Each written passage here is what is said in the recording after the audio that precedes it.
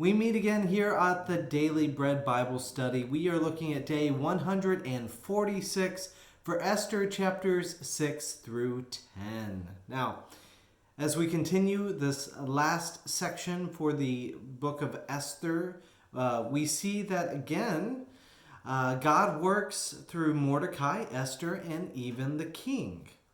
God works in King Ahasuerus of Persia through his insomnia.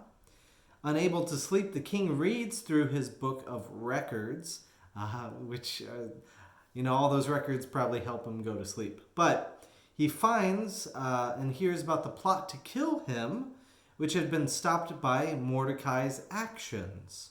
Now, learning that Mordecai had not been rewarded, King Ahasuerus wonders how he might repay his kindness.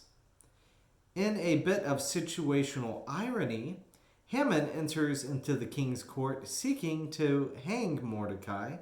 In Esther 6 verse 6 it says, "So Haman came in, and the king said to him, 'What shall be done for the man whom the king wishes to honor?'" So Haman assumes that he is that man. So he dreams up a lavish way for the king to honor him. In verse 7, "For the man whom the king wishes to honor, let royal robes be brought, which the king has worn, and a horse that the king has ridden, and the royal crown on his head. Let the robes and the horse be handed over to the king's most noble officials. Let him robe the man whom the king wishes to honor, and let him conduct the man on horseback throughout the open square of the city, proclaiming before him, 'Thus shall it be done for the man whom the king wishes to honor.'" Haman goes all out in his description, yet is appalled when the person that he seeks to honor is Mordecai, and the very one that he seeks to destroy himself. So, understandably, Haman runs home dejected.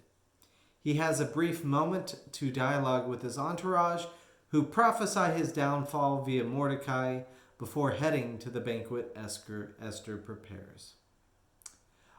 So, merry from the second day of banqueting, the king wishes to grant Esther whatever she wants. Instead of asking for everything, she begins with a simple request: "Let my life be given to me."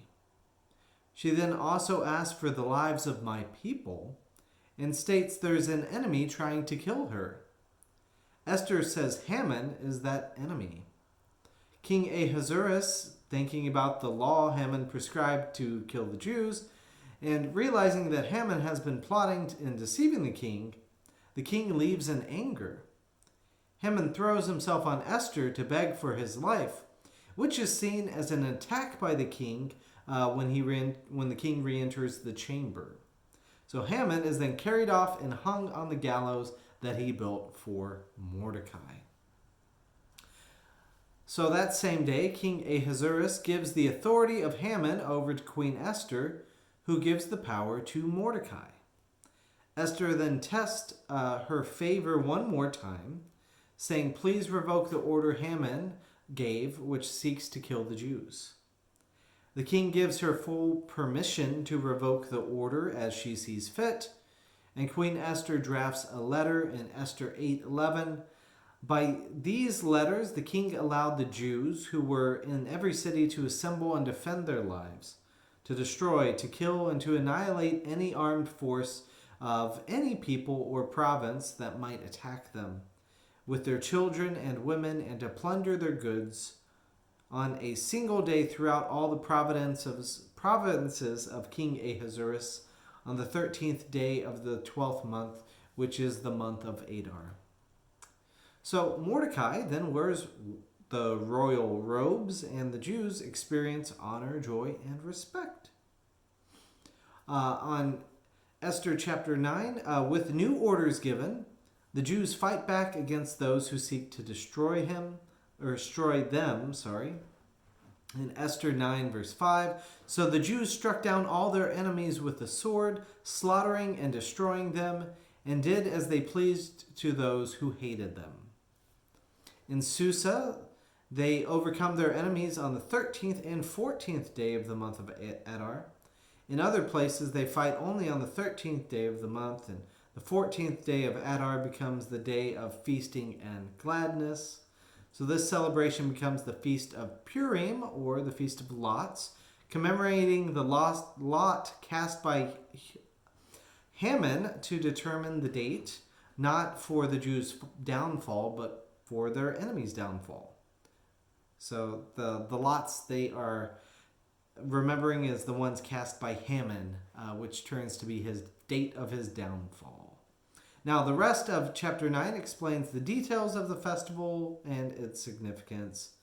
And then wrapping things up in Esther chapter 10, we see Mordecai as the representative of a faithful person whom God has blessed. In Esther 10:3, we say, Mordecai the Jew was next in rank to King Ahasuerus, and he was powerful among the Jews and popular with his many kindred, for he sought the good of his people and interceded for the welfare of all his descendants. So, what a touching and fitting end to it, as Esther and Mordecai are successful even under the foreign king Ahasuerus, and that God provides for them. So, it's a great story. I love the book of Esther, and we will get into the book of Job coming up next time.